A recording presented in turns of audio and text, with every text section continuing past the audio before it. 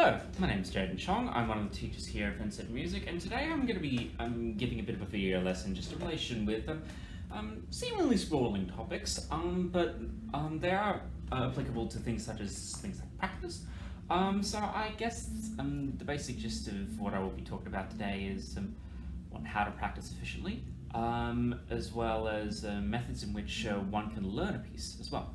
So I'm just going to quickly adjust the camera so one can see my hands. But one of the things that I like talking about in reference with my students is concepts such as doing hands separately as well as doing hands together. Because sometimes I find with other teachers that have different teaching styles, it's not a criticism but it's an observation. Sometimes when people learn pieces purely hands together, or otherwise just purely by ear, which has its own distinct up and downs. But basically what I tend to find is that when we're doing a piece and we're trying to learn it hands separately, sometimes we might actually not be getting the whole full picture. If I were to be practicing something such as, let's think of a complicated piece. Well, actually in the background there's Mozart's Ronda alla Turca, which is the good old thing of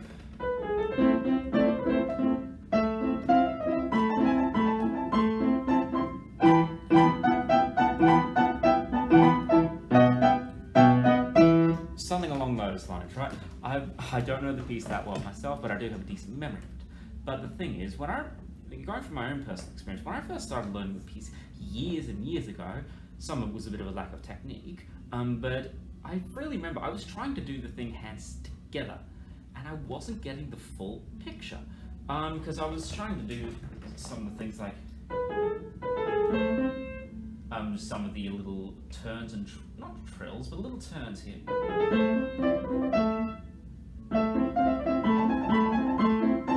Trying to do that hands together with a slightly less than developed technique, plus trying to do it hands together when I was not familiar with doing and learning works like that even at that point in time. It's like it's a scary thing to realize. It's like, oh, what should seemingly be a simple piece is actually somewhat difficult. And so recently, actually, I found actually just learning the piece again, just as slowly. But one of the things that I tend to take with that is start learning hands separately.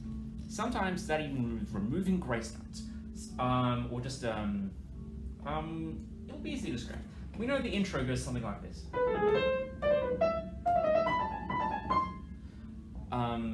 Consider the grace notes separately. And making sure that we have our fingers kind of more in position,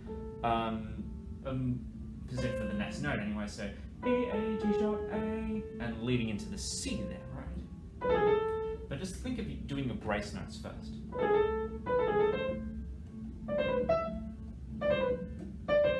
Get your fingerings sorted first, because there are particular fingerings which have to be associated with that. For instance, I'm using 4, 3, 2, 1, 3.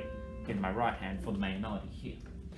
Some additions may suggest differently, but that's the method that I personally use and what a lot of other people would probably use, but I would always refer to a bit of sheet music for that one. So it's taking a very in-depth look in doing things hands separately and then starting to learn this in a kind of macro versus micro sort of situation. Now the macro is, it can be the whole piece, but it can also just be the beginning section, maybe doing something hands together. In this case, I might consider my macro in this time and format to be my doing of hands together.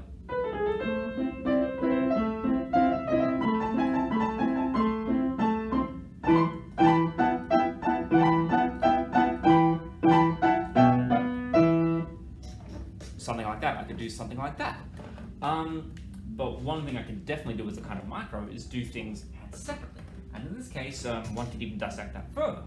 You can try and go for doing just the not the trills, the little appoggiaturas.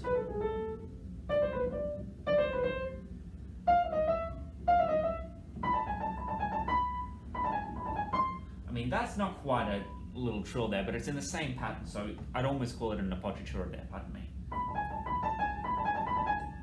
And similar sort of fingering. 4, 3, 2, 1, 4, 3, 2, 1, 4, 3, 2, 1, 3. And that's how I would probably go for such a fingering. But it does take a while to become very comfortable with that. And which is why when it comes to doing something like this, I always recommend wrist rotation. I mean, yes, we are obviously using our fingers, but we need to make sure that we're rotating our fingers comfortably.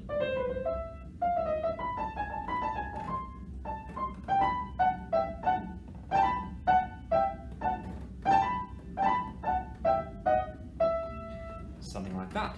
And that's the kind of general approach that I would use until we get to a point where we're a little bit more comfortable to do it than doing our hands, left hand, pardon me.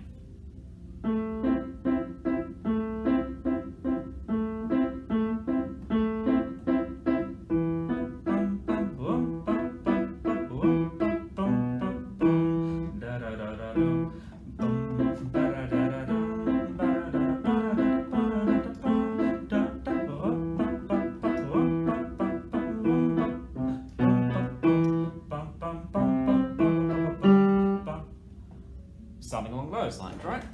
Sometimes as well, even what I just did now, it doesn't necessarily matter if you consider yourself to have a good singing voice or a singing voice which you might not like, and it's like, I can understand one is very self-conscious about it, but at the same point, I would highly recommend at least humming the notes a little bit, because it really internalizes some of that rhythm a little bit more. Even with doing something such as humming the right hand, or at least I'm doing your best to, because it is quite a hard thing to do at first, but making sure that we hum a little bit.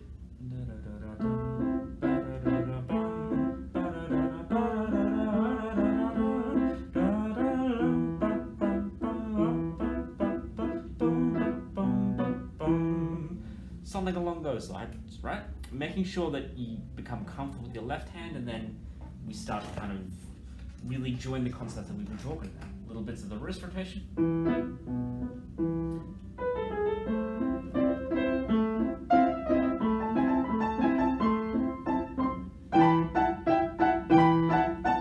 Pardon me.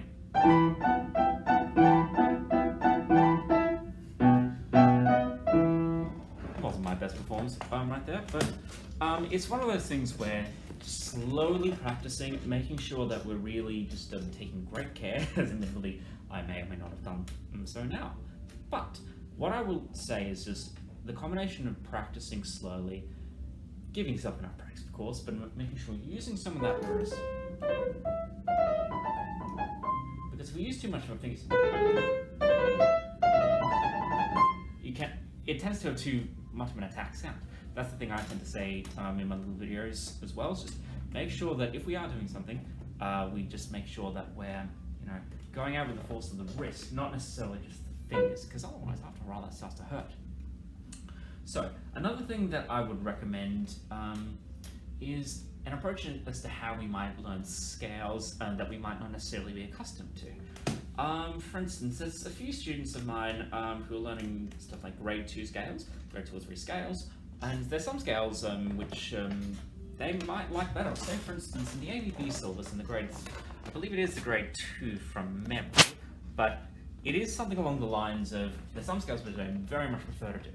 Let's have a look, for instance, I'll move the camera again, to D major. That was not that, that was just the example of how I would play it, but for the tempo you usually require us around 80 beats per minute, and that's for kind of two crotchet just a crotchet beat a second.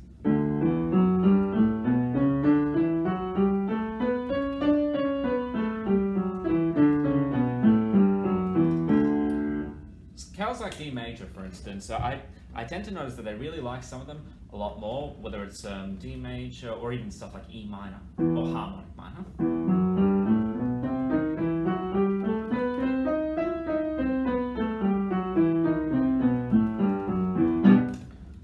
But there are other scales which I do notice as well, which they don't necessarily like doing so much. For instance, with G natural and G harmonic minor, and occasionally B flat major, I tend to notice that sometimes, because of the slightly different fingerings, they tend to be avoided in the practice. Even and while I do kind of understand that at the beginning stages, it's still a scale, still gonna do it. So, for instance, with our G natural minor,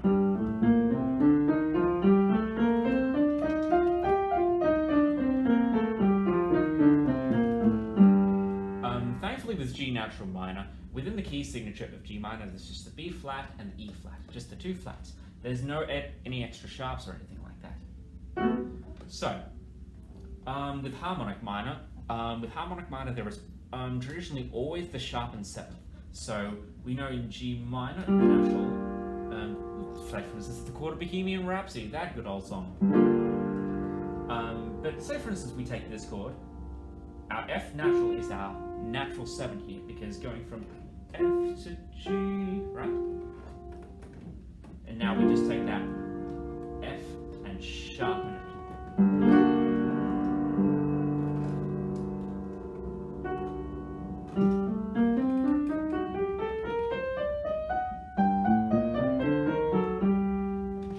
That was a little bit of contribution there, right there for you. But yeah, in the case of G harmonic minor, we sharpen our 7th.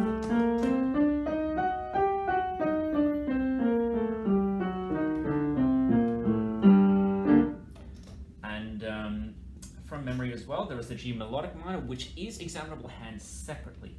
In the syllabus from memory, it is something that you do hand separately, but I'll show it to you both hands separately and together. Now, the melodic minor, it is a little bit of a tricky thing. I'm just going to quickly adjust my cameras here, excuse me. Now, with the G melodic minor, and this is the same with all melodic minors, it's a little bit of a pain to learn. But with the G melodic minor, we sharpen our 6th and our 7th. So G, A, C, D, E, F sharp, G, when we're ascending, going up. But when we're going down, and you might notice my hand kind of naturally change shape. It is the natural minor when we descend. So that is the case with our right hand there.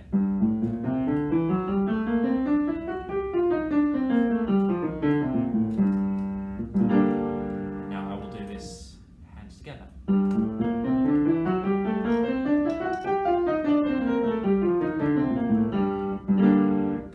So that's one thing there. But now the tricky one actually comes in the form of our B flat major, which happens to be our relative major of our G minor, because they both G minor and B flat major share the same key. Because with G natural minor,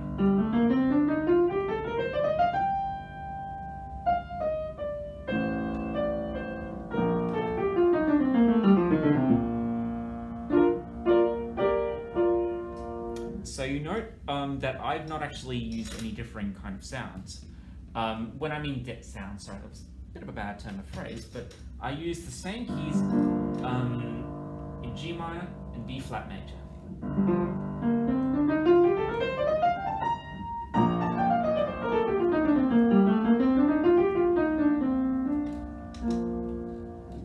So, when it comes to our B flat major, this one is a slightly trickier scale to learn. When it comes to people doing it for the first time, it is a slightly convoluted set of fingerings here.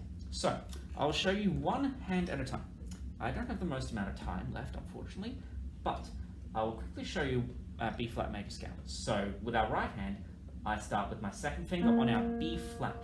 Now, when we go to find our B flat, if we want to look for our B note here, just next to our C, it's just the one just to the right of the 3 black keys. So with the 3 black keys, it's just the one to the far right of them. 1, 2, 3, and then tuck under. 1, 2, 3, 4.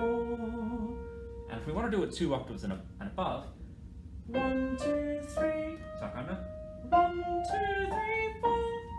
3, 2, 1, 3, 2, 1, 4, 3, 2, 1, 3, 2, 1, and then we end on our 2nd here. We end on the 2nd just because it's just ease of fingering, but obviously when we go up, we would use our 4th to hit our B flat. And now the same goes with our, well actually no, the same does not go with our left hand, because our left hand starts with our finger 3. So finger 3 being our middle finger here. So 3, 2, 1. 4, 3, 2, 1, 3, 2, 1, 4, 3, 2, 1, 2. Now we go with our 2 here because it's the more comfortable finger to kind of end it on. So when we're going down again, it's 2, 1, 2, 3, 4, 1, 2, 3, 1,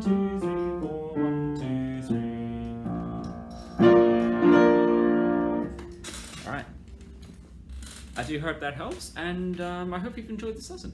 So take care, and I will see you next time.